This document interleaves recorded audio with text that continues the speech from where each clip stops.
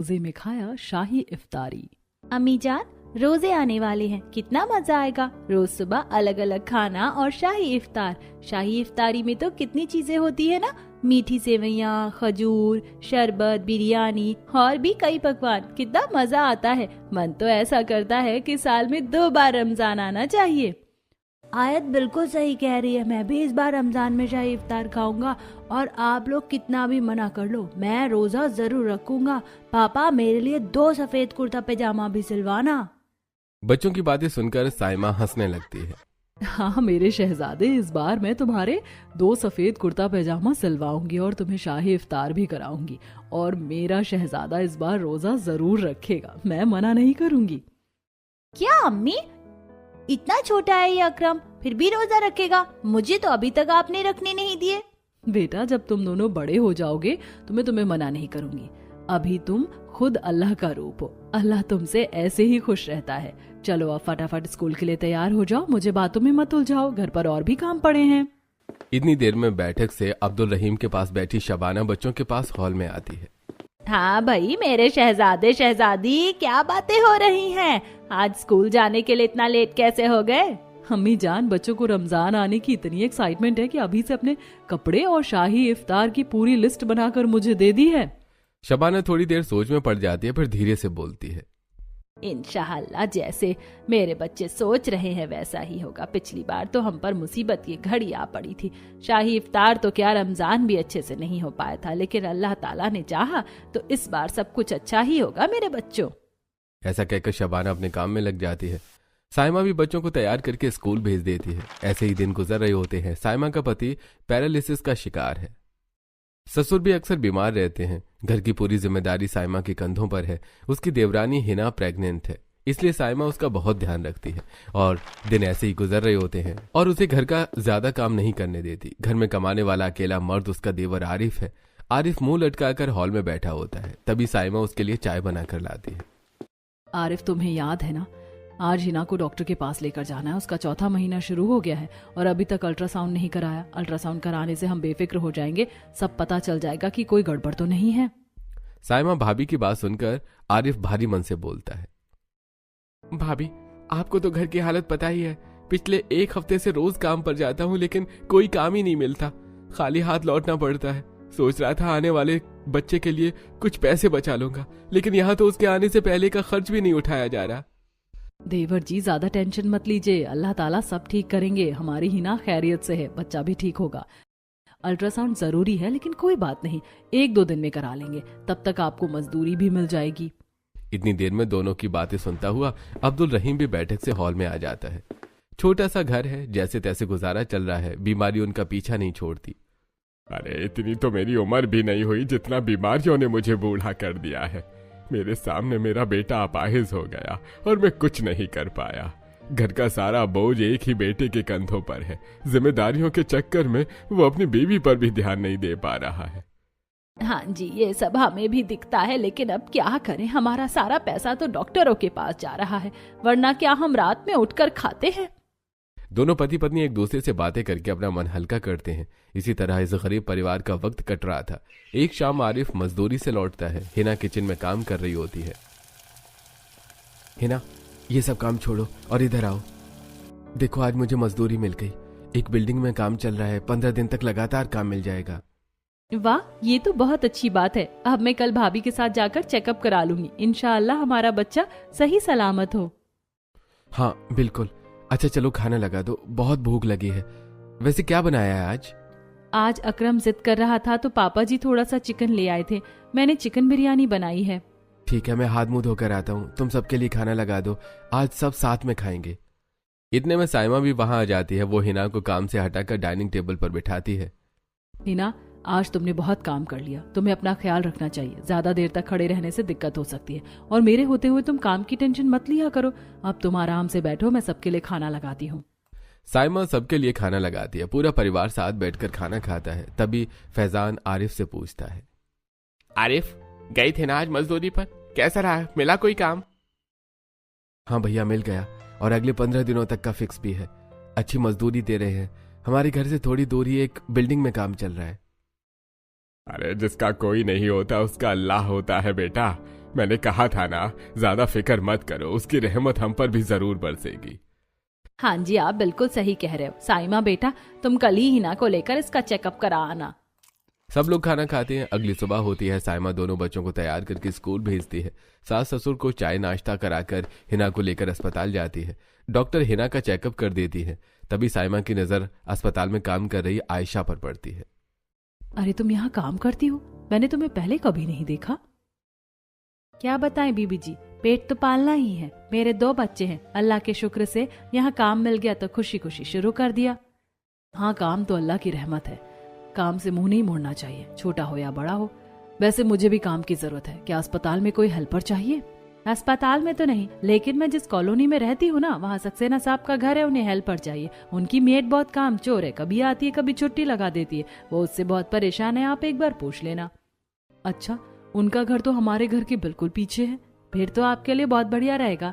हाँ, मैं जरूर बात करूंगी। बताने के लिए शुक्रिया। इतने में डॉक्टर बाहर आती है। साइमा जी, आपकी देवरानी बिल्कुल ठीक है। होने वाला बच्चा भी स्वस्थ है। बस इनके खाने पीने का खास ध्यान रखिए। डिहाइड्रेशन से बचाने के लिए रोज नारियल पानी और ड्राई फ्रूट्स दीजिए। भगवान ने चाहा तो नॉर्मल डिलीवरी ही होगी। शुक्र है अल्लाह का, सब कुछ ठीक है। हम आपके निर्देशों का पूरा ख्याल रखेंगे। अब हमें इजाजत दीजिए। खुदा हाफिज। साइमा हिना को लेकर घर आती है और सारी बातें शबाना को बताती है। बेटा, जिसका कोई नहीं होता उसका अल्लाह होता है। गरीबों के बच्चे ऐसे ही पल जाते हैं। हिना, तुम बस अपना ख्याल रखना। घर की हालत तो तुम्हें पता ही है।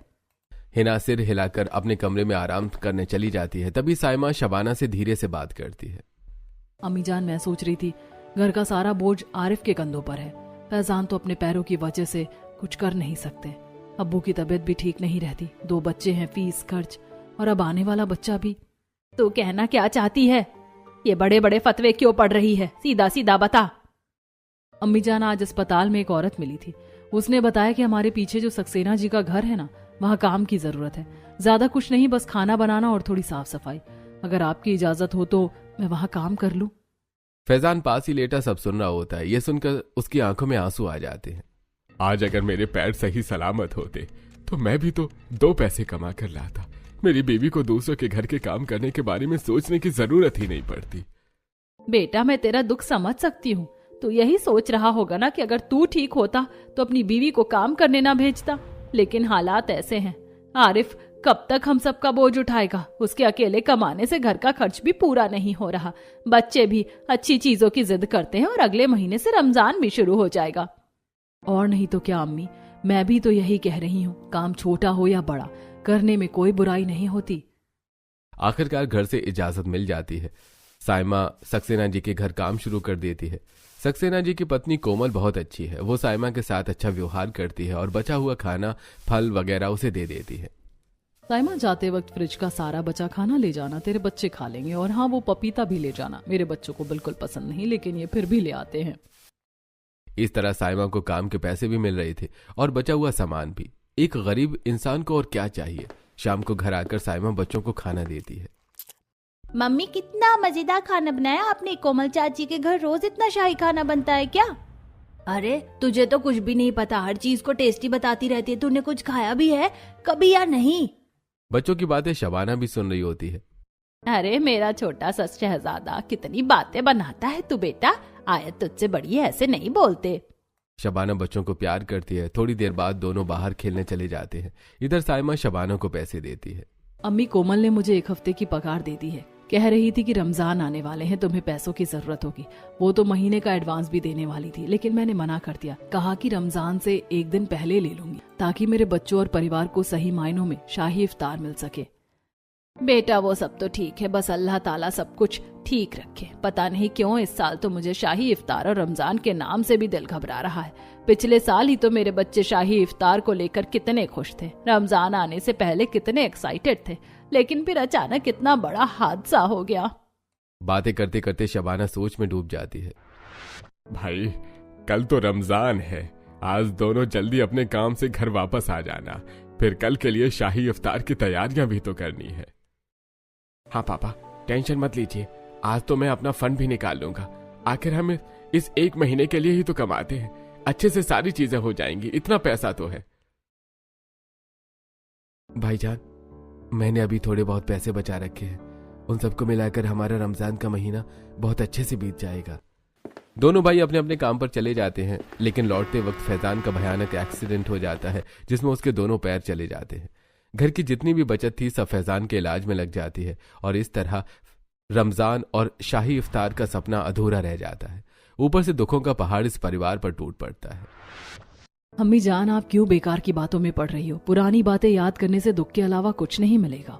देखो, इस बार हम सब ठीक है, अल्लाह का शुक्र है, और 4 पैसे भी जोड़ लिए हैं। इस बार हमारा रमजान अच्छे से बीतेगा और हम शाही इफ्तार भी करेंगे। साइमा अपनी सास को समझाती है, हौसला देती है और फिर घर के कामों में लग जाती है। दिन ऐसे ही बीत रहे होते हैं। हिना भी जितनी हो सके साइमा की मदद करती है। एक दिन साइमा किचन में जल्दी जल्दी काम कर रही होती है और खुद से बातें कर रही होती है। बर्तन साफ कर दिए, चाय पानी हो गया, बच्चों के लिए लंच भी पैक कर दिया। अब फटाफट झाड़ू पोछा कर लूँ, उसके बाद कपड़े भी धो लूंगी। और हाँ, रोटी चावल रह गए, पहले वो बना लेती हूँ। तभी हिना किचन में आती है। दीदी, आपको सारा काम खुद करने की जरूरत नहीं है, मैं आपकी मदद कर सकती हूँ। आपको फिर सक्सेना जी के घर भी तो जाना है। आप एक काम करो, मुझे आटा लगा कर दे दो, तब तक मैं चावल साफ कर देती हूँ। रोटियां भी मैं बना लूंगी, चावल भी चढ़ा दूंगी, झाड़ू मैंने लगा दी है। हिना, तुम कितनी अच्छी हो, इस हालत में भी मेरी इतनी मदद कर रही हो। अल्लाह तुम्हें और तुम्हारे बच्चे को महफूज रखे। दीदी, मैं कहाँ अच्छी हूँ? आपको देखो, हम सबके लिए कितना सोच रही हो। 2 घर का काम संभाल रही हो, सिर्फ इसलिए कि हमारा रमजान अच्छे से गुजर जाए और आरिफ के कंधों का बोझ थोड़ा हल्का हो जाए। इस तरह दोनों देवरानी जेठानी मिल बांट कर काम करती हैं। दिन धीरे धीरे गुजर रहे होते हैं। एक दिन आरिफ उदास मन से घर लौटता है। अरे क्या हुआ बेटा, आज बड़े परेशान लग रहे हो। इतने में आयत और अकरम दौड़ते हुए आते हैं। चाचू, आपने कहा था ना मेरे लिए बर्गर लाओगे, और मेरे लिए चाउमीन। कहाँ है हमारा बर्गर और चाउमीन? बेटा, आज दुकान बंद थी, मैं कल तुम दोनों के लिए पक्का लेकर आऊंगा। आरिफ बच्चों को वहां से भेज देता है, लेकिन उसकी आंखों में आंसू आ जाते हैं। बेटा, मैं तुम्हारा दुख समझ सकता हूँ, लेकिन थोड़ा हौसला रखो, अल्लाह पर विश्वास करो। अगर आज काम नहीं मिला तो क्या हुआ, कल मिल जाएगा, लेकिन ऐसे हिम्मत मत हारो। थोड़ी देर में साइमा भी सक्सेना जी के घर से लौट आती है। आज उन्हें बहुत सारे फल और खाना मिला था। थोड़ा बहुत खाना हिना ने भी बनाया था। सब लोग साथ बैठकर खाना खाते हैं। दिन यूं ही गुजर रहे होते हैं। एक सुबह आरिफ घर के बाहर बैठा होता है कि दरवाजे के सामने एक बड़ा सा ट्रक आकर रुकता है। उसमें घर का सामान भरा होता है। पीछे एक चमचमाती कार रुकती है जिससे एक परिवार उतरता है। अच्छा बेटा, यही वो कॉलोनी है? इसी शहर में हुई है तेरी पोस्टिंग? शहर तो ठीक लग रहा है। मम्मी, शहर तो ठीक है, लेकिन रहना तो हमें कॉलोनी वालों के साथ ही है। यहाँ तो हम किसी को जानते भी नहीं है। नए नए शहर में मन भी नहीं लगता। अरे तुम दोनों सारी बातें यहीं करोगी या घर भी देखोगी? चलो जल्दी से शिफ्टिंग में ध्यान दो। एक भी मजदूर नहीं मिला जो सामान अंदर रखवा देता। रोहित और उसकी फैमिली बातें कर रहे होते हैं कि आरिफ उनकी बातें सुन लेता है। वो पास जाकर बात करता है। वालेकुम अस्सलाम जी, लगता है आप लोग इस कॉलोनी में नए नए शिफ्ट हुए हैं। हाँ बेटा, ये मेरा इकलौता बेटा है, डॉक्टर रोहित। शहर के सबसे बड़े अस्पताल में इसकी नई नई पोस्टिंग हुई है, इसी वजह से हमें भी यहाँ आना पड़ा। तभी शिल्पा नरेश से कहती है, अजी आप इस लड़के से ही पूछ लो ना कि ये हमारी मदद कर देगा सामान रखवाने में। आरिफ पहले ही उनकी मदद करने के लिए आगे आ जाता है। अरे चलिए, मैं आपका सामान अंदर रखवा देता हूँ। आज से तो हम पड़ोसी हुए ना, और आपको ये सोचकर टेंशन लेने की जरूरत नहीं है कि आप इस शहर में नए हो। आपको जब भी किसी भी चीज की जरूरत पड़े बेझिझक मुझे बता देना, मैं आपकी सेवा में हमेशा हाजिर रहूंगा। अरे वाह बेटा, तूने तो मेरे मन का बोझ हल्का कर दिया, वरना हम तो पूरे रास्ते यही सोचते आ रहे थे कि कैसी कॉलोनी होगी, कैसा मोहल्ला होगा, नए लोगों में कैसे एडजस्ट करेंगे। लेकिन अब अच्छा लग रहा है। इस तरह बातों बातों में आरिफ इनका सारा सामान अंदर रखवा देता है। कुछ पता ही नहीं चलता और इस काम में उसे शाम हो जाती है। भाई, आज तुम्हारी वजह से हमारा शिफ्टिंग का काम इतनी जल्दी हो गया, वरना हमें तो ऐसा लग रहा था कि 4 दिन तक हमारा घर ऐसे ही फैला रहेगा। रोहित और आरिफ को पैसे देता है, लेकिन वो लेने से मना कर देता है। अरे पड़ोसियों में पैसों का क्या काम? आज हमने आपकी मदद की है, कल आप हमारी मदद कर देना। ऐसी ही बातें चल रही होती हैं। इधर शबाना उस फैमिली के लिए खाना लेकर आ जाती है, लेकिन जब उसे पता चलता है कि ये लोग हिंदू हैं तो वो खाना देते हुए थोड़ा सा हिचकिचाती है। अरे चाची, ये क्या क्या लाई हो आप? अरे बेटा, मुझे नहीं पता था आप लोग हिंदू हो। वैसे तो इसमें सारा वेज खाना है। अरे चाची, हिंदू मुस्लिम कुछ नहीं होता और वेज है तो फिर क्या प्रॉब्लम, लाइए इधर दीजिए, हमें बहुत जोरों की भूख लगी है और टिफिन में से तो बड़ी अच्छी खुशबू आ रही है। तनु शबाना के हाथ से टिफिन लेकर सबको खाना परोसती है। सब बड़ी चाव से खाना खाते हैं। शबाना को भी बहुत अच्छा लगता है कि ये हिंदू फैमिली मुस्लिम फैमिली से कोई ऐतराज नहीं कर रही है। ये देखकर उसका मन खुश हो जाता है। ऐसे कुछ दिन बीत जाते हैं। अब इन फैमिली में आपस में आना जाना, सामान देना सब चलता रहता है। एक रोज रुखसाना शबाना के घर आती है। हाँ भाई शबाना, कैसी है? अरे तू तो घर से बाहर भी नहीं निकलती, कभी हमारे घर भी आ जाया कर। और 2-4 दिन में रमजान शुरू हो जाएंगे, फिर कैसी चल रही है तुम्हारी तैयारियां? इधर हॉल में सफाई कर रही होती है हीना। उसे देखकर रुखसाना कहती है, अरे हीना बेटा, तू इन सब कामों के चक्कर में मत पड़। तेरी जेठानी कहाँ गई? वो कर लेगी ये सब। बेटा देख तो, थोड़ा थोड़ा काम किया कर, अभी तो तेरा 4था महीना चल रहा है। हाँ चाची, आप सही कह रही हो, मैं तो ये सब काम करती नहीं, सारा काम मेरी जेठानी कर लेती हैं, बहुत ख्याल रखती हैं मेरा। वो बस दूसरे कामों में लगी हैं तो सोचा खाली बैठने से अच्छा है थोड़ा हल्का फुल्का काम कर लूं। इस तरह पड़ोसन के साथ बैठकर सब बातें करते हैं। हिना सबके लिए चाय बना देती है। चाय पीने के बाद रुखसाना कहती है, अच्छा ठीक है बहन, अब चलती हूँ, मुझे भी तो रमजान की तैयारी करनी है। अरे मन में ऐसी गुदगुदी सी हो रही है, साल में एक यही महीना तो होता है अल्लाह की इबादत का। अल्लाह ताला सब पर अपनी रहमत बरसाए। घर में बैठे सभी लोग आमीन कहते हैं और इस तरह रुखसाना वहां से चली जाती है।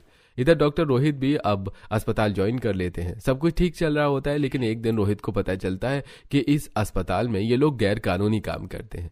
वो ऑपरेशन के बहाने इंसान के शरीर से उनकी किडनी निकालकर उन्हें अवैध तरीके से बेचते हैं। रोहित एक कर्मचारी को बुलाकर सब बातें पूछता है। कब से चल रहा है यहाँ ये सब?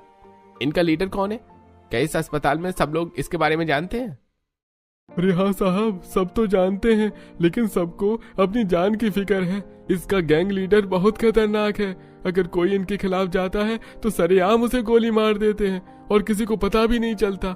साहब मैं तो आपको यही कहूंगा कि आप भी इन सबसे दूर रहो, कहीं ऐसा ना हो कि आपको भी रास्ते का कांटा समझकर हटा दें।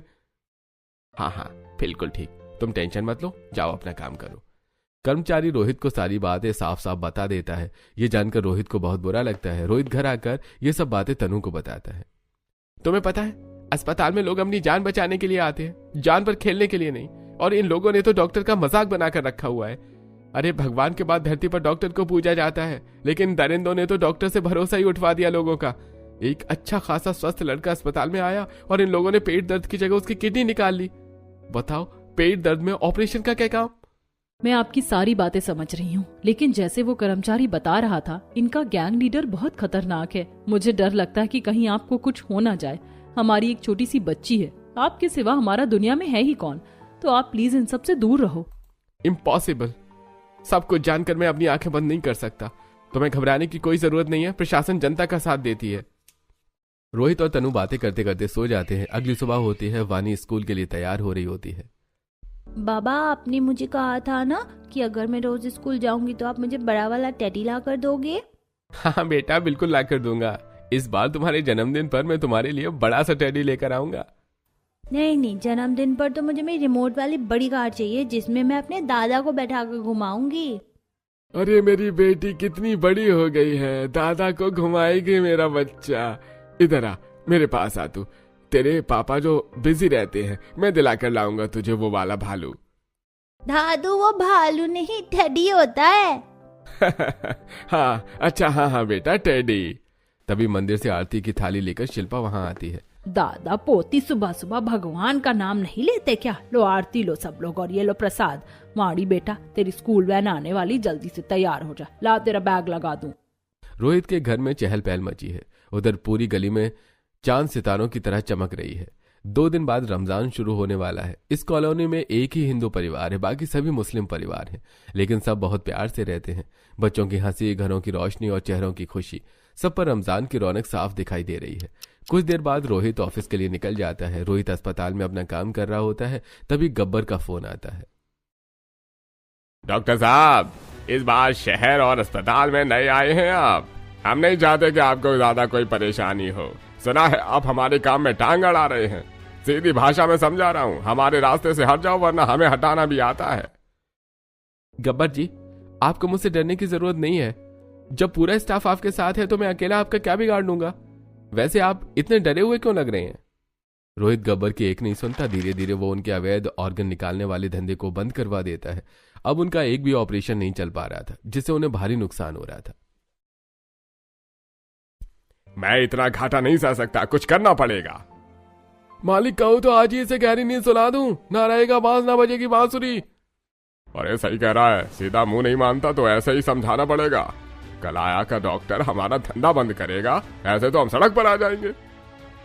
अरे प्लान बनाओ, आज रात ही इसका खेल खत्म कर दो। शाम को रोहित एक जरूरी ऑपरेशन के बाद अस्पताल से निकलता है। रात के करीब 9 बज चुके हैं। उधर आरिफ भी 4-5 दिन की मजदूरी के पैसे लेकर रमजान की तैयारी का सामान खरीदने निकला होता है। तभी उसे भागते हुए कदमों की आवाज सुनाई देती है। कौन है वहां? बाहर निकलो। आरिफ, तुम यहां से भाग जाओ, गुंडे मेरे पीछे पड़े हैं, वो तुम्हें भी नुकसान पहुंचा सकते हैं, जल्दी जाओ यहां से। लेकिन आरिफ आगे बढ़ जाता है। गुंडे रोहित पर चाकू से हमला करने ही वाले होते हैं कि आरिफ बीच में आ जाता है।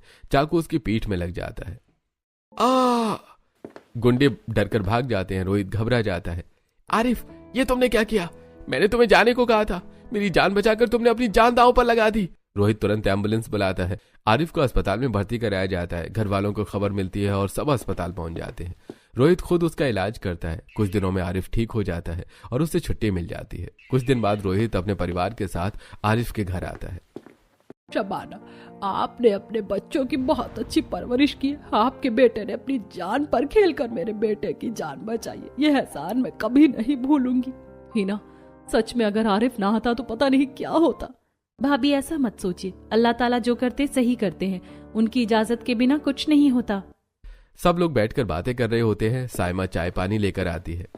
अरे भाभी जी, घर में इतनी रौनक कैसी है? कोई त्योहार आने वाला है क्या? जब तुझे अस्पताल से फुर्सत नहीं मिलती तो तुझे कुछ याद भी नहीं रहता। कल से रमजान शुरू हो रहा है। ओह सॉरी, याद ही नहीं रहा। ऊपर से ये हादसा। भगवान का शुक्र है कि आरिफ को कुछ नहीं हुआ। भाईजान, ये गुंडे आपके पीछे क्यों पड़े थे? आपने उनका क्या बिगाड़ा है? रोहित सारी सच्चाई बता देता है। अब आपको टेंशन लेने की कोई जरूरत नहीं है। मैं बयान देने के लिए तैयार हूँ। इन गुंडों का पर्दाफाश होना चाहिए। मैं भी अस्पताल की एक कर्मचारी को जानती हूँ, वो मेरी सहेली है। अगर हम मुद्दा उठाएंगे तो वो भी गवाही देगी। फिर तो काम आसान हो जाएगा। मैं अभी पुलिस इंस्पेक्टर को फोन करता हूँ। हाँ, अब वो अपने ठिकाने पर मिलेंगे। पुलिस उन्हें रंगे हाथ पकड़ लेगी। रोहित पुलिस को बुलाता है। पुलिस पहले आरिफ के घर आती है, सबसे पूछताछ करती है और फिर गुंडों के ठिकाने पर छापा मारती है। वहां वे लोग गैरकानूनी तरीके से ऑर्गन बेचने की डील कर रहे होते हैं। पुलिस सबको रंगे हाथ पकड़ कर गिरफ्तार कर लेती है। उधर गब्बर घबराकर रोहित को फोन करता है। डॉक्टर साहब, ये तुमने अच्छा नहीं किया। हमारा धंधा बंद करके तुम चैन से नहीं रह पाओगे। इसकी सजा तुम्हें जरूर दूंगा।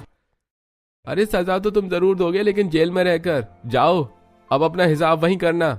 पता नहीं कितने बेगुनाहों की जान ले चुके हो और ऊपर से सजा की बात करते हो। शर्म नहीं आती तुम्हें? इस तरह गुंडों का खेल खत्म हो जाता है। रोहित आरिफ के परिवार को धन्यवाद कहकर अपने घर लौट आता है। रात को सब बैठकर खाना खा रहे होते हैं। शायद कोई सब कुछ भूल गया है। किसी को ये भी याद नहीं कि कल किसी का जन्मदिन है। सही कह रही है बहू, कल तो रोहित का जन्मदिन है। अरे हाँ, और कल पहला रमजान भी है। क्यों ना हम आरिफ की फैमिली को रोजे की शाही इफ्तारी दें? बेटा, ये तो बहुत अच्छा विचार है। अरे तो तय रहा, कल हम सब मिलकर उन्हें शाही इफ्तार देंगे। रोहित की फैमिली अब्दुल रहीम के परिवार को शाही इफ्तार देने की तैयारी करती है। अब्दुल रहीम का पूरा परिवार सुबह 3 बजे उठता है। सब नहा धोकर नए कपड़े पहनते हैं। फिर साइमा और हिना रसोई में सहरी की तैयारी करती है। हिना, मैंने पराठे और रोटी बना दी है। फ्रिज में जो दही थी वो निकाल लो। इस प्लेट में खजूर और अंडे रख दो। मैं ग्लास में दूध डाल देती हूँ और मीठे दलिये में ड्राई फ्रूट्स डाल देना। हाँ दीदी, मैं सब कर लूंगी। आप एक बार बच्चों को उठा दीजिए। हिना प्लेटों में खजूर, अंडा, फल और सबके लिए पानी रख देती है। साइमा बच्चों को उठाकर लाती है। अम्मी, आज तो बहुत अच्छी सहरी बनी है। मैं भी रोजा रखूंगा। बच्चों, रोजा रखने से पहले नियत करते हैं। मैं अल्लाह के लिए आज का रोजा रखता हूँ। फजर की अजान होते ही खाना पीना बंद हो जाता है। दिन में बुराई, झगड़ा और गलत बातों से भी परहेज करना होता है। हमें अल्लाह की इबादत करनी चाहिए, कुरान पढ़नी चाहिए और नेक काम करने चाहिए। दिन बीतता है। दोपहर में जोहर की नमाज, फिर असर की नमाज अदा की जाती है। शाम होते होते इफ्तार का समय आ जाता है। सब खजूर और पानी से रोजा खोलने की तैयारी कर रहे होते हैं। तभी दरवाजे पर दस्तक होती है। शबाना चाची, आज आप सबकी दावत हमारे घर पर है। मैं और मेरा परिवार आपको शाही इफ्तार के लिए बुलाने आए हैं। आप लोगों के हमारे ऊपर बहुत एहसान है और आज मेरा जन्मदिन भी है, तो आप सब जरूर आइएगा। अरे बेटा, ये तुम्हारा बड़ा दिल है। रोहित घर जाकर तैयारियों में लग जाता है। उधर तनु ने शाही इफ्तार की पूरी तैयारी कर ली है। खजूर पानी, नींबू पानी, फ्रूट चाट, केले, पकौड़े, समोसे, चना चाट, dahi bade, aloo tikki, fruit custard, fried roll, chicken pakora, kebab, shami kebab. कुछ देर बाद अब्दुल रहीम का परिवार तैयार होकर रोहित के घर पहुंचता है। नमस्ते, आइए, आप सबका स्वागत है। आज आप सब हमारे मेहमान नहीं, हमारे अपने हैं। सब लोग बैठकर प्यार से बातें करते हैं। अजान होते ही सब खजूर और पानी से रोजा खोलते हैं। फिर तनु सबको खाना परोसती है। हिंदू और मुस्लिम परिवार एक साथ बैठकर इफ्तार करते हैं, प्यार, सम्मान और भाईचारे के साथ। अरे तन्नू, ऐसा लग रहा है जैसे तुम खुद मुसलमान हो। तुमने तो पूरी तैयारी बहुत अच्छे से की है। सच में कितना अच्छा होता है जब सब हमारी तरह मिलजुल कर रहे। कितना सुकून मिलता है ना। सब लोग बैठकर खाने के साथ साथ बातें कर रहे होते हैं। तभी आयत वानी को गोद में उठाकर लाती है। मम्मी, वाणी भी तो हमारे साथ इफ्तार करेगी, इसने भी रमजान रखा है। आयत की बात सुनकर सब जोर से हंसने लगते हैं। माहौल और भी खुशनुमा हो जाता है। बेटा, शाही इफ्तार तो हो गई, अब अपने जन्मदिन का भी तो ध्यान दो। अरे पापा जी, हम तो भूल ही गए कि आज डॉक्टर साहब का जन्मदिन भी है। असल में तो हम इनके जन्मदिन की दावत में ही आए हैं। देखो तो मैं दिन पर दिन कितनी बुलक्कड़ होती जा रही हूँ। अरे डॉक्टर साहब के लिए गिफ्ट लेकर आई हो या नहीं? मम्मी जी, आप भी ना, इतनी जरूरी बात मैं कैसे भूल सकती हूँ। साइमा एक खूबसूरत पैकेट रोहित को देती है। ये हमारी तरफ से आपके जन्मदिन का तोहफा। ये कोई आम कुर्ता नहीं है। इसे मैंने अपने हाथों से सिला है और दुआ पढ़कर आपके लिए बनाया है। इसे पहनकर आप हमेशा महफूज रहेंगे। अल्लाह ताला की रहमत आप पर बनी रहे। अरे थैंक यू भाभी जी, आप मेरे बारे में इतना सोचती हैं, ये मेरे लिए बहुत बड़ी बात है। बातें बाद में कर लेना। चलो, सब लोग इंतजार कर रहे हैं, अब केक काट लेते हैं। सब लोग मिलकर पहले इफ्तार करते हैं, फिर रोहित का जन्मदिन मनाया जाता है। केक कटता है, बच्चे ताली बजाते हैं। दोनों परिवार बहुत खुश होते हैं। रात के अंत में सब खुशी खुशी अपने घर लौट जाते हैं। पूरा रमजान इसी प्यार और अपनापन में बीतता है। कभी रोहित का परिवार उन्हें इफ्तार पर बुलाता है तो कभी सहरी के लिए चीजें भिजवाता है। ऐसा लगता है जैसे वो भी रमजान के रंग में रंग गए हो। एक दिन, शबाना, कैसे चल रहे हैं आप सबके रमजान? मैंने सुना है डॉक्टर साहब के परिवार ने तुम्हें शाही इफ्तार पर बुलाया था। खाला जान, आपने बिल्कुल सही सुना। डॉक्टर साहब और उनका परिवार बहुत अच्छे हैं। उन्होंने बहुत बेहतरीन इफ्तारी दी थी। इसी तरह बातें करते करते रमजान का महीना खुशी से गुजर जाता है। फिर आती है ईद। रोहित ने भी ईद की पूरी तैयारी की होती है। उधर अब्दुल रहीम का परिवार भी उनके घर ईदी भिजवाता है। तनु, आज ईद है, देखो मैं आप सबके लिए तोहफे लाई हूँ। तनु पैकेट खोलती है और उसमें मीठी सेवइयां, ड्राई फ्रूट्स के लड्डू, खजूर और छुआरे रखे होते हैं। साइमा का प्यार देखकर तनु उसे गले से लगा लेती है। अरे सिर्फ गले लगाने से काम नहीं चलेगा, भाभी को वो सारे गिफ्ट तो दो जो मैं ईद पर इनके लिए लाया हूँ। अरे नहीं, ऐसे कैसे, हम खुद इनके घर चलेंगे और वहीं ईद मनाएंगे। तो बोल दीजिए अपनी सासू माँ को, हम तैयार हैं। सब हंसने लगते हैं। थोड़ी देर बाद रोहित का परिवार ढेर सारे गिफ्ट लेकर साइमा के घर पहुंचता है। आयत, देखो मैं तुम्हारे लिए क्या लाया हूँ। वाह चाचू, इतने प्यारे झुमके, वो भी मेरी ड्रेस से मैचिंग। मम्मा, मुझे अभी पहनाओ ना। रोहित चाचू, आप मेरे लिए क्या लेकर आए हो? आयत को तो आपने इतने प्यारे गिफ्ट दिए। बेटा, मैं तुम्हारे लिए भी लेकर आया हूँ, एक नहीं दो दो। रोहित बड़े प्यार से अकरम को रंग बिरंगा कुर्ता पजामा देता है। साथ में एक सादा सफेद कुर्ता भी होता है। अकरम की आंखें खुशी से चमक उठती हैं। रोहित बेटा, इतनी फिक्र करने की क्या जरूरत थी? तुम लोगों ने उस दिन शाही इफ्तार में भी इतनी बेहतरीन दावत दी थी, हमारे लिए वही काफी था। और अब तुम इतने महंगे गिफ्ट भी ले आए। चाची, महंगा या सस्ता कुछ नहीं होता, देने वाले की नीयत देखी जाती है। और फिर उस दिन अगर आरिफ मुझे न बचाते तो शायद आज मुझे गए हुए भी 1 महीना हो जाता। अरे बेटा, कैसी बातें कर रहे हो? खुदा का खौफ करो, ऐसा नहीं कहते। अल्लाह ताला सबको सलामत रखे, अपनी दुआएं बरसाता रहे।